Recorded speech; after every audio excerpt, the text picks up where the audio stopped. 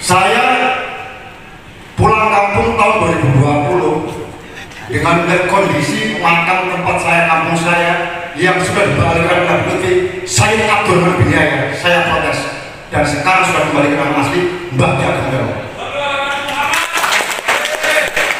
Berjuang itu nggak cukup dengan retorika, Pak, nggak cukup dengan tenaga, harta benda dikorbankan semuanya. Kalau takut percuma aja, saya bilang.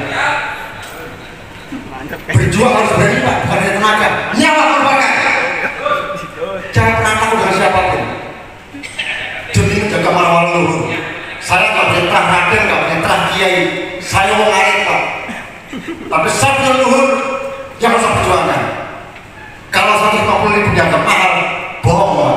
Saya buat KTA dari mulai media, reportase nasional sampai ke LKPK dan terakhir saya di Krimsus Indonesia. Itu bukan murah, Pak. 1.500.000. 150.000 kecil, Pak. Makanya kalau untuk berjuang menegakkan marwah leluhur tidak cukup dengan retorika, tidak cukup dengan media sosial. Harta, nyawa korbankan. Percuma, Pak, jadi pribumi atau dengan pendatang. Kalau saya secara pribadi dari Pekalongan, saya mengawal apa itu Laskar Sembilan, apa itu Wali Songo, itu saya nggak tahu, karena saya nggak terhadap manapun, tapi saya punya tanggung jawab untuk leluhur saya. Saya bangun dengan mandiri, tanpa punya modal, alhamdulillah terjadi semua. Kalau ibu bapak ingin bersuara ke Pekalongan, ke Ndoro, kalau didorong mungkin Anda kenal semua dengan Kaliwelo. Itu makam di kampung saya dan sudah dialihkan tahun 1994. Saya belum di kampung, Pak. Saya dari kecil di Bengkulu dari tahun 84. Bengkulu, Padang, Jambi untuk wilayah Sumatera sampai Aceh. Dengan pulang kampung dengan nama itu selalu banget. Makanya kalau mau berjuang jangan hanya retorika, kuasai dulu makamnya. Nggak ada istilah oh saya bukan cucunya, nggak ada. Kita sebagai pribumi punya hak yang sama. Kalau mereka salah kita benarkan, diingatkan, kuasai dulu, kita bangun, baru caranya berjuang. Kan cuma retorika, siap, percuma, nggak bakal nyata, nggak bakal terwujud.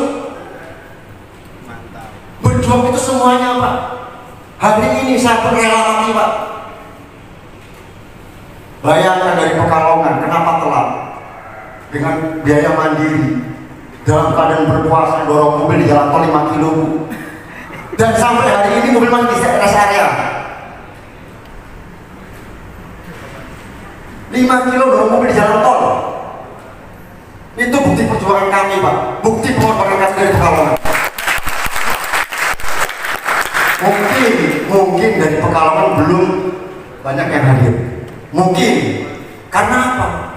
Kami di Pekalongan ini minim informasi. Bahkan kami nggak tahu siapa pimpinan kami. Saya di sini bukan karena saya terhakim atau terhajar, saya tidak. Ini mutlak dari hati nurani. Karena saya alhamdulillah yang dulu saya sendirian dari tahun 2020 membangun makam leluhur saya dari mulai infrastruktur jalan sampai ke makamnya, bahkan semua infrastruktur, dan di situ ada tanah pendidikan yang saya rebut, saya kelola, yang dulu dikelola oleh masyarakat, yang anak besar saya punya saya, anak kemudian saya punya saya. Sekarang saya ambil alih semua, saya kelola sendiri tanpa modal dari manapun. Itu namanya berjuang, Pak. Kalau cuma halo-halo retorika, YouTube, ya kan, jihad demi marwah leluhur, tanpa ada modal keberanian, tanpa ada modal harta, percuma, nol besar. Buktikan bahwa kalian ini NKRI, buktikan kalian ini pribumi. Jangan kalah sama Habib yang tukang makan bakpao apa itu. Percuma, Pak. Saya kecewa. Segini banyak, tadi baru dapat tuh KTA apa? 150.000. Anggotanya berapa semuanya? Ribuan, cuma dapat berapa? 340 lebih. Nol. Kalau berjuang jangan takut korban harta, jangan takut korban nyawa. Saya bukan orang kaya, Pak, saya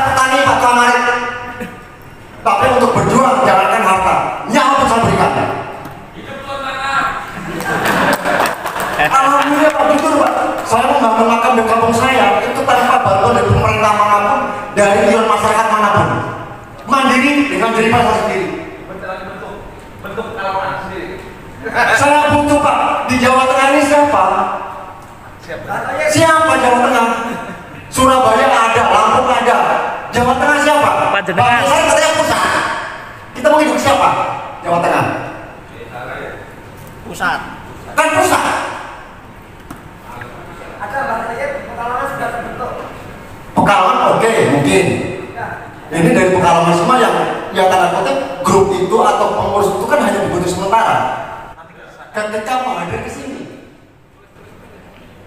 saya di kampung saya itu tempatnya Muhyiddin Tulen. Muhyiddin Tulen kerajaan. Ada yang bilang bahwa Pekalongan itu adalah mercusuarnya Pak Alawi. Saya sendiri aja berani.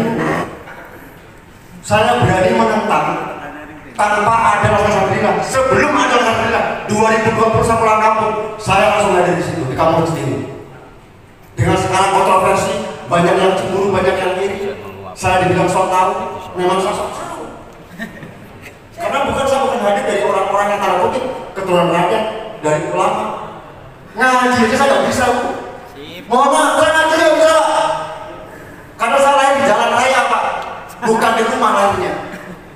Dari tahun 84 sampai tahun 2015, saya aksi di istana berapa kali aksi. Setiap aksi ojek online dari perbentukan Permen 118 sampai 112, ojek online sama taksi online, itu saya pun yang sering orasi di depan istana, Bu. Makanya kalau dengan seperti ini saya kecewa. Mana jiwa nasionalismenya? Hanya kata yang 20 aja berat tuh. Tapi kalau kumpul kayak gini, makanya yang enak, hidupnya yang minyak, betul nggak Bu? Betul itu. Tapi untuk korban yang jatuh ke bersedah, mohon maaf. Pak, buat rokok saya susah kok suruh iuran, bukan pejuang namanya. Kalau boleh saya bilang Pak ada pecundang. Pejuang yang harus dikorban. Leluhur kita berjuang dengan nyawa, dengan harta. Kita sekarang bisa menikmati rumah yang enak, tinggal yang enak, makan yang enak. Untuk bawa sedikit aja enak-enak. Berasnya mahal. Jadi kalau mau maju alhamdulillah, ya ayo bareng-bareng. Bareng-bareng, jangan takut berkorban. Makanya saya, dari Pekalongan khususnya, saya minta maaf, mungkin dari Pekalongan belum bisa seluruhnya hadir, karena memang Pekalongan tidak ada sesuatu yang alami. Pengaruh Lutfi bin Yahya itu masih sangat kental di Pekalongan. Saya harus berhadapan dengan para ulama di kampung saya sendiri, termasuk ustaz-ustaz, orang-orangnya Lutfi bin Yahya. Yang notabene saya bukan orang-orang ahli seperti mereka, ahli dari ahli kita. Itu yang saya harus lawan. Kalau bahasa Pak Kiai Sarip tadi bilangnya gaprak, perang. Oh, perlu kita buktikan hari ini. Kita siap kok. Kalau ke Pekalongan nggak bakal mundur sedikit, walaupun Pekalongan yang sedikit orang, tapi kami punya mental yang luar biasa. Kami butuh orang-orang Pekalongan yang loyalitas yang tinggi. Tanpa loyalitas, hanya huru-hara, hanya ikut-ikutan, percuma nol besar. Di Pekalongan saya tekan pengurus, tolong untuk merekrutmen anggota lebih selektif. Kita nggak butuh banyak, tapi butuh yang punya loyalitas. 1000 anggota percuma, Bu, masih ada 10 orang yang punya loyalitas tinggi, punya semangat yang tinggi. Mungkin itu cukup sekian dari saya, dari Pekalongan.